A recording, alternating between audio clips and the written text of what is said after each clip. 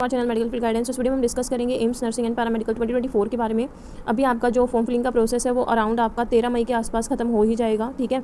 तो आप लोगों के पास में अराउंड अभी की अगर बात करें तो आपके पास में 1 महीना है सिर्फ मई का तैयारी करने के लिए, अगर हम सही से देखें तो। आज 26 अप्रैल है, ठीक है। 27, 28, 29 एंड 30, बस ये 5 दिन बचे हैं आपके अप्रैल के। उसके बाद 5 ही दिन आपके पास में जून के होंगे एंड देन आपके पास में 40 डेज़ अराउंड समथिंग टाइम है। तो 40 दिन में आप लोग क्या चीज़ें कर सकते हो कि आपका सिलेक्शन हो जाए, क्या स्मार्ट तरीका है जो आपको फॉलो करना है, जो आपको 0 से अगर आप हो तो आपको 65+ मार्क्स तक पहुँचा देगा, जिससे कि अगर आप किसी भी कैटेगरी में हो आपका सिलेक्शन हो जाएगा, चाहे इवन आप जनरल में हो, OBC में हो, EWS में हो, ठीक है। वो हम डिस्कस करते हैं इस वीडियो में। सबसे पहली बात तो देखो, अपने माइंड से प्लीज़ ये चीज़ें निकाल दो। बार बार जो चीज़ आप सर्च कर रहे हो कि हम 1 महीने में क्रैक कर सकते हैं, 2 महीने में कर सकते हैं, 15 दिन में कर सकते हैं या नहीं, क्योंकि ये चीज़ें आपका टाइम वेस्ट कर रही हैं कहीं ना कहीं, ठीक है। सबसे फर्स्ट चीज़ आपको क्या करनी है, आप लोग एक लिस्ट प्रिपेयर करनी है इंपॉर्टेंट चैप्टर्स की, ठीक है, जो कि आपकी न्यू NCERT के अकॉर्डिंग होंगे, ठीक है। बायोलॉजी न्यू NCERT के अकॉर्डिंग सारी होनी चाहिए। केमिस्ट्री फिजिक्स में ऑलरेडी चैप्टर्स बता चुकी हूँ कि कौन से आपको करने हैं, इंपॉर्टेंट है इंपॉर्टेंट नहीं है। स्टिल इस वीडियो में भी मैं एंड में एक बार बता दूँगी, तो आप लोग चेकआउट कर लेना। आप लोगों ने एक पेपर ले लिया, ठीक है, उस पे सारे इंपॉर्टेंट चैप्टर्स, मान लो केमिस्ट्री के आपने अच्छे से लिख लिए, फिजिक्स के आपने अच्छे से लिख लिए, ठीक है। उसके बाद क्या करोगे आप, जैसे आपने पर्टिकुलर ये एक लिस्ट बनाई, ठीक है, यहाँ एक चैप्टर मेंशन किया, दूसरा चैप्टर मेंशन किया, तीसरा, चौथा, ये हो गए आपके इंपॉर्टेंट चैप्टर्स की नेम। उसके बाद एक ब्लैंक आप स्पेस रखेंगे बीच में और उसमें आप फिल करोगे कि कौन कौन से चैप्टर हैं जो आपने एक बार खुद से पढ़ रखे हैं, ठीक है। 1 टाइम आपका रिवाइज आपने किए हुए हैं, जैसे लाइक मान लो आपने सिर्फ ये चैप्टर किया है और एक ये किया है, ये दोनों नहीं किए, तो अभी स्टार्टिंग क्या करोगे कि ये दोनों चैप्टर्स आप नहीं करोगे, ठीक है। अभी के लिए ये दोनों चैप्टर्स नहीं करोगे। एक बार ओवरव्यू लेके देखो, अगर आपको हार्ड चैप्टर लग रहा है कि नहीं, आपका चैप्टर डिफिकल्ट है, नहीं हो पाएगा, तो हाँ आप उसको छोड़ दो, बट लग रहा है कि पढ़ने के बाद आराम से हो जाएगा, थोड़ी सी मेहनत करूँगी तो फिर आप उस चैप्टर को क्लिक करो, ठीक है। फिर थर्डली आप क्या करोगे, तीनों चैप्टर्स जो आपने करें, जैसे ये तो आपने करना ही नहीं था, ये आपने पहले से कर रखा था, इसको रिवाइज करोगे, ये आपने अभी किया है, इसको भी रिवाइज करोगे, और यहाँ पे है, इसको भी रिवाइज करोगे। इस तरीके से चीज़ें करनी है, ठीक है। तो अगर मान लो एग्जांपल अगेन मैं इनऑर्गेनिक केमिस्ट्री का ही बार बार लेती हूँ, जैसे periodic table, chemical bonding, P block, D and F block और आपका कोऑर्डिनेशन कंपाउंड, ये चैप्टर है, ठीक है। मान लो ये इंपॉर्टेंट भी हैं और ये न्यू NCERT में भी हैं, ठीक है। तो मतलब आपको सारे करने हैं। अब मैं मानती हूँ कि मैंने P ब्लॉक पीरियोडिक किया हुआ है, केमिकल बॉन्डिंग भी किया हुआ है, P ब्लॉक मैंने नहीं किया, D एंड F भी नहीं किया, कोऑर्डिनेशन मैंने कर रखा है।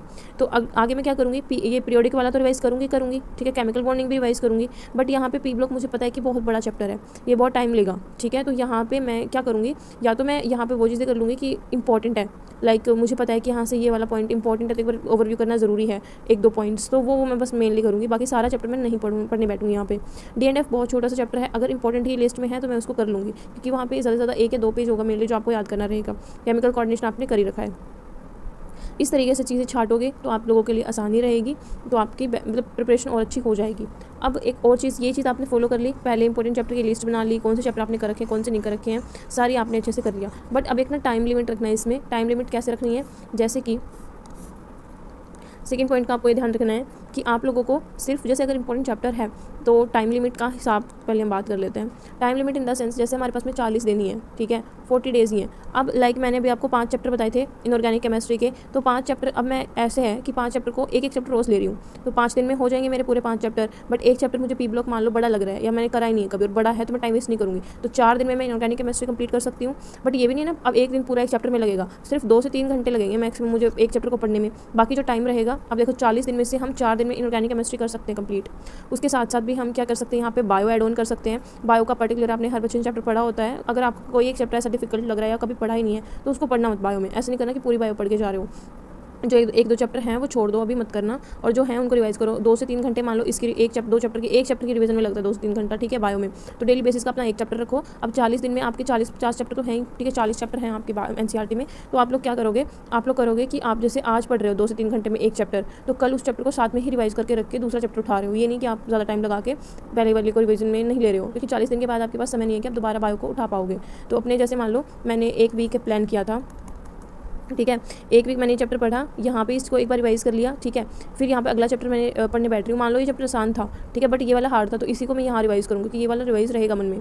फिर यहाँ पे एक टाइम रखो कि आप लोग यहाँ पे आसान चैप्टर रखो, ठीक है, और पहले से ही आसान चैप्टर रखो, सो दैट आप तीनों चैप्टर उनको रिवाइज कर पाओ। फिर यहाँ पे एक हार्ड चैप्टर रख लो, ठीक है, जिसमें आपको सिर्फ वही करना है, ये रिवाइज करने की जरूरत नहीं है। फिर अगले दिन क्या करो, एक आसान चैप्टर रख लो, ताकि आप लोगों को ये जो चैप्टर्स हैं इनके पॉइंट याद रखने में आसानी हो, आप रिवाइज कर पाओ। तो आप ये एक चीज़ कर सकते हो इसमें, ठीक है। तो 2 से 3 घंटे मैक्सिमम दो कि आप बायो को पढ़ते दे रहे हो, ठीक है। बायो रोज़ पढ़नी ज़रूरी है।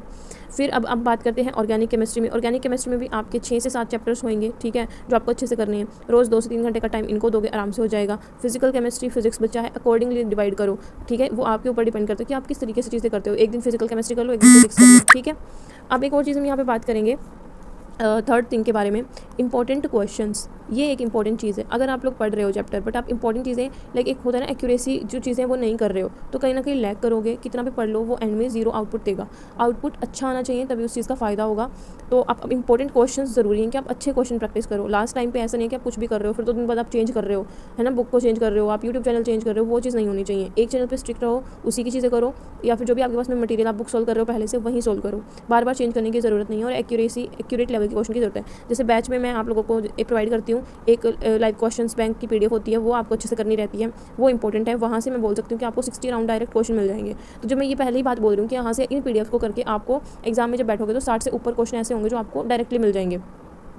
तो आपकी रिस्पॉन्सिबिलिटी है कि आप उनको ही अच्छे से करो, बाकी चीज़ें छोड़ दो, ठीक है। कोई आपको पहले ही बोल रहा है कि भाई यहाँ से आएंगे क्वेश्चन, तो दैट इज़ इंपॉर्टेंट ना, तो वो चीज़ें ठीक है। फोर्थ, आप लोग मॉक टेस्ट ज्वाइन करो। मॉक टेस्ट डेली का एक मॉक टेस्ट दो, because it is very important कि आपके मन में से एग्जाम का फियर निकले। जितने मॉक टेस्ट में देखो मार्क्स आना ना आना is not that much thing, but यहाँ पे क्या है, मॉक टेस्ट देना इंपॉर्टेंट है। आपको हैबिट होनी चाहिए, ठीक है, एक तो टाइम की, ठीक है, टाइम लिमिट आपको पता होनी चाहिए, नेगेटिव मार्किंग आपको पता होनी चाहिए। ये चीज़ें भी इंपॉर्टेंट है एग्जाम में। जो बच्चे 1 महीने में क्रैक कर लेते हैं वो इन्हीं 4-5 चीज़ों का ध्यान रखते हैं और एग्जाम अच्छे से कर लेते हैं। तो आप लोगों को डेली बेसिस पे एक मॉक टेस्ट देना है। अब ये नहीं करना है मेरी तैयारी नहीं थी, फुल सिलेबस मॉक टेस्ट चल रहे होंगे, ठीक है। अब पहले तो आपको नेगेटिव मार्किंग आपकी 0.3 है, उसके हिसाब से मॉक टेस्ट देने हैं। मैंने एक फुल सिलेबस का मॉक टेस्ट फ्री प्रोवाइड भी कर रखा है ऐप के ऊपर, तो आप वो भी एक बार ज्वाइन कर सकते हो, तो आपका आइडिया लग जाएगा। बाकी रोज़ एक मॉक टेस्ट देना है। ऐसा नहीं है कि आज आपका मन नहीं है तो आपने टेस्ट नहीं दिया। एक दिन का भी स्किप करोगे बीच में, आपको ये होना चाहिए कि सिलेक्शन नहीं होगा। एक दिन भी बीच में टेस्ट का स्किप नहीं होना चाहिए, चाहे आपके मार्क्स 0 आ रहे हो, नेगेटिव में आ रहे हो, but you have to give the exam. आपको क्वेश्चन पढ़ने हैं उस पर्टिकुलर 1.5 घंटे में। उस 1.5 घंटे में आपको सारे क्वेश्चन ओवरव्यू करने हैं माइंड में से। वो एंजाइटी, वो प्रेशर आपके जो मेन एग्जाम में होना चाहिए वही प्रेशर यहाँ पे आना चाहिए, ताकि आप जब एग्जाम में बैठो तो आपको क्वेश्चन रिलेटेबल लगे, सोल्व कर पाओ, जो एग्जाम का फियर होता है वो चला जाए, क्योंकि 30-40 दिन है। अगर जितनी प्रैक्टिस करोगे उतना बेनिफिशियल रहेगा। बस ये एक कुछ चीज़ें हैं जो माइंड में रखनी है, आराम से सिलेक्ट हो जाओगे। तो कोई बहुत बड़ा एग्जाम नहीं है। कट ऑफ वगैरह के बारे में ऑलरेडी मैं डिस्कस कर चुकी हूँ, तो वो आप चेकआउट कर सकते हो। बाकी कोई भी डाउट है या क्वेरी है, you can ask in the comment section और इन द व्हाट्सअप, जहाँ पे भी आपका मन करे, ठीक है।